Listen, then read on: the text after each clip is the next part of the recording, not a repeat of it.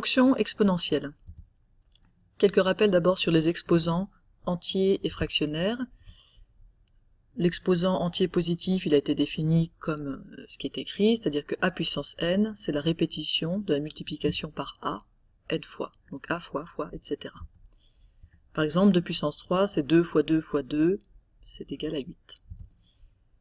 Le a, ça s'appelle la base, et le n, la puissance. Dans notre exemple, la base c'est 2, la puissance c'est 3. Les exposants entiers négatifs, ils ont été définis de la façon suivante, a puissance moins n, c'est 1 sur a puissance n. Une autre manière de voir les choses, c'est que, au lieu de répéter la multiplication par a, on répète la division par a.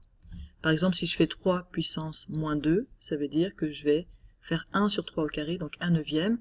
Autre manière de voir, je divise 1 deux fois par 3, donc je divise 1 par 9. Les exposants rationnels, on leur avait aussi donné un sens. A puissance 1 sur n, c'est racine énième de a. Et donc a puissance p sur n, c'est racine énième de a puissance p, ou bien racine énième de a, le tout puissance p. Attention, ça ne vaut que si a est positif.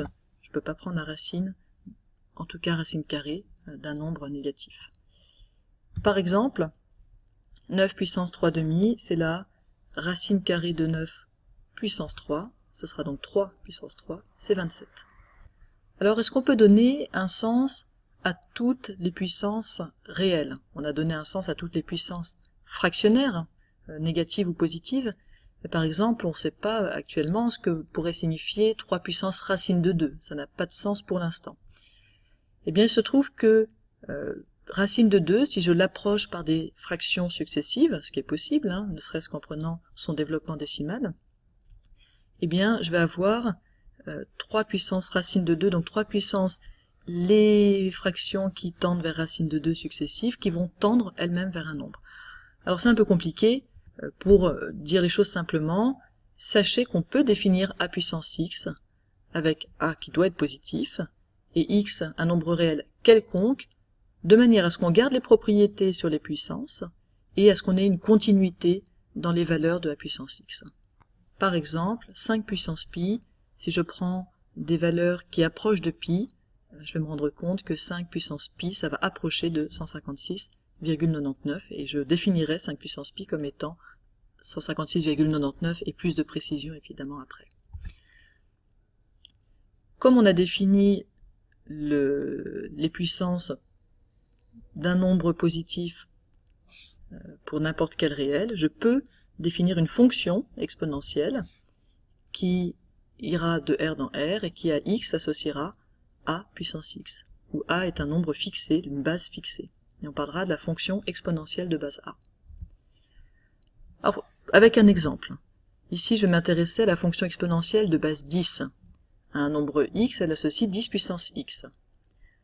Son domaine de définition, on vient de le voir, c'est R tout entier. Je peux mettre n'importe quelle valeur dans la puissance. Le tableau de valeurs, on connaît bien la fonction 10 puissance x, je vous laisse mettre pause et compléter si vous avez besoin de réfléchir à ça. Et quand on fait la représentation graphique, on obtient ici une courbe croissante. Et vous voyez qu'elle a une tendance à croître très lentement au départ, puis de plus en plus vite, jusqu'à croître très vite. L'ordonnée à l'origine, c'est 1. Les zéros, il n'y en a pas. Alors attention, on a l'impression de toucher l'axe des abscisses. En fait, on ne touche pas. 10 puissance moins 3, c'est 0,001. Je suis juste au-dessus. 10 puissance moins 12, ce sera 0,00000, etc. 1. Donc on n'est toujours pas à 0. Et en fait, on ne sera jamais à 0. Autre exemple avec la fonction exponentielle de base 1/2, qui à x associe 1/2 puissance x. Le domaine de définition, à nouveau, ma base est positive, donc je peux mettre ce que je veux dans ma puissance. Le tableau de valeurs, je vous laisse mettre pause si vous avez besoin de prendre le temps de faire le calcul. En gros, à 1/2 puissance moins 3, ça veut dire que je vais faire 2 sur 1 puissance 3, et donc 8. Puis je vous laisse faire le reste comme ça. Le dessin, on obtient celui-là. L'ordonnée à l'origine, comme tout à l'heure, c'est 1, et pas de 0. Faisons le cas général, en fait on a vu les deux cas importants qui vont se produire. Quand a est plus grand que 1, je vais obtenir une fonction croissante. En fait je vais faire, quand je fais a puissance x, je répète la multiplication de a, et si a est plus grand que 1, mes nombres ils vont être de plus en plus grands quand je les multiplie par a. Donc j'obtiens une fonction qui est croissante. Tandis que si ma base est comprise entre 0 et 1, quand je multiplie un nombre par un nombre plus petit que 1, mon nombre devient plus petit, donc il va devenir de plus en plus petit et j'obtiens une fonction qui est décroissante.